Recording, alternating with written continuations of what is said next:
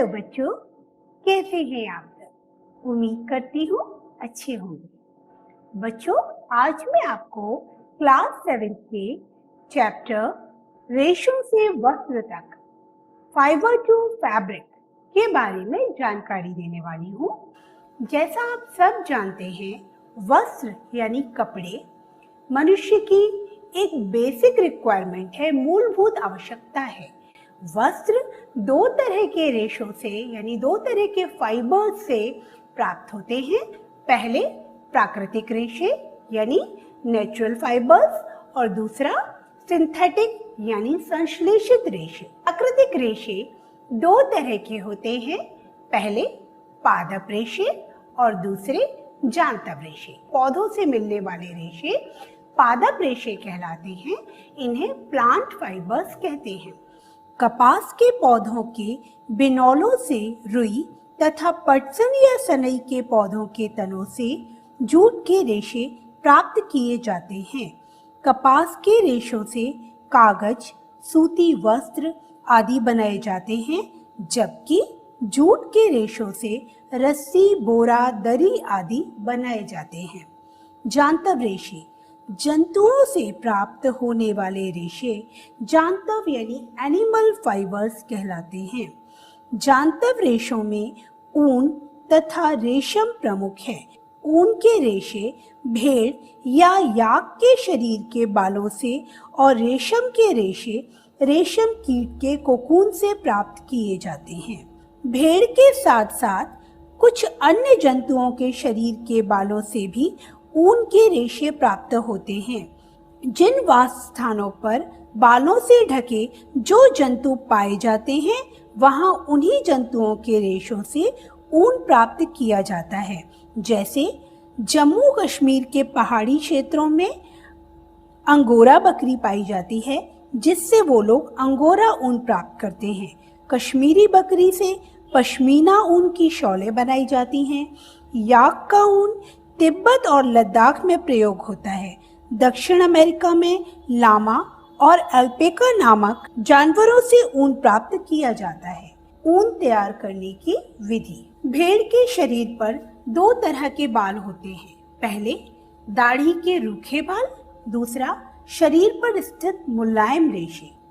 इन्हीं मुलायम रेशों का प्रयोग ऊन बनाने में किया जाता है। भेड़ पालन और प्रजनन। हमारे देश के कई राज्यों जैसे जम्मू कश्मीर, हिमाचल प्रदेश, उत्तराखंड, अरुणाचल प्रदेश, सिक्किम के पहाड़ी क्षेत्र में, हरियाणा, पंजाब, राजस्थान, गुजरात के मैदानी भागों में गडरियों द्वारा झुंड में भेड़ें पाली जाती हैं। भेड़ शाकाहारी होते हैं, वे मुख्यतः घास एवं पत्तियां खाते हैं। गडरिये उन्हें घास के अलावा दाल, मक्का, ज्वार तथा खली भी देते हैं, जिससे उनके रेशे गुणवत्तापूर्ण होते हैं।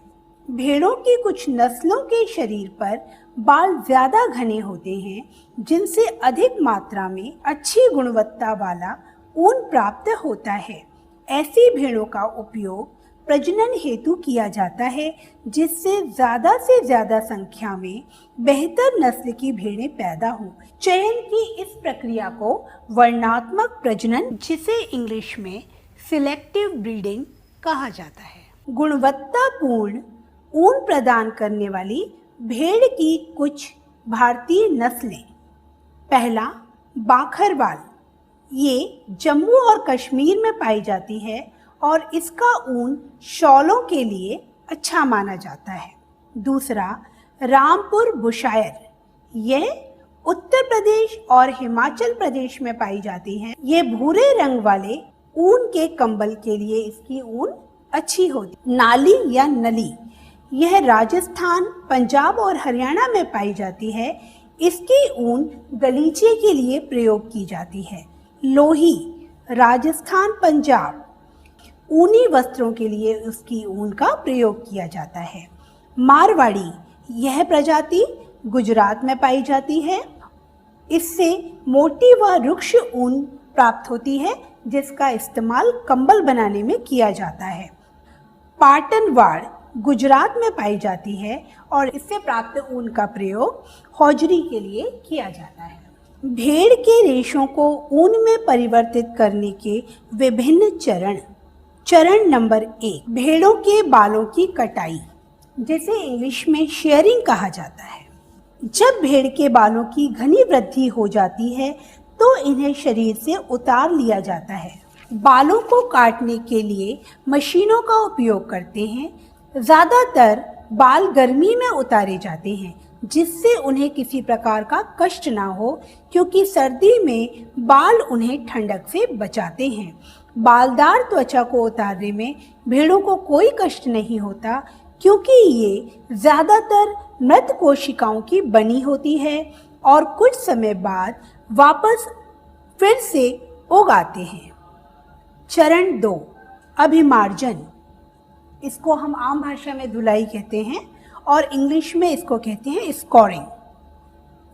कटाई के बाद बालों की धुलाई की जाती है। रेशों को बड़ी बड़ी टंकियों में डालकर धोया जाता है जिससे धूल, चिकनाई एवं गर्द आदि साफ हो जाए। अभिमार्जन आजकल मशीनों द्वारा भी किया जाता है। उसके बाद तीसरा चरण है छटाई, जिसे इंग्लिश में ग्रेडिंग या सॉर्टिंग भी कहते हैं। अभिमार्जन के बाद रेशों को उनकी गुणवत्ता के हिसाब से अलग अलग कर लिया जाता है। यह काम भी अब मशीनों से किया जाने लगा है। कताई। कताई मीन्स स्पिनिंग।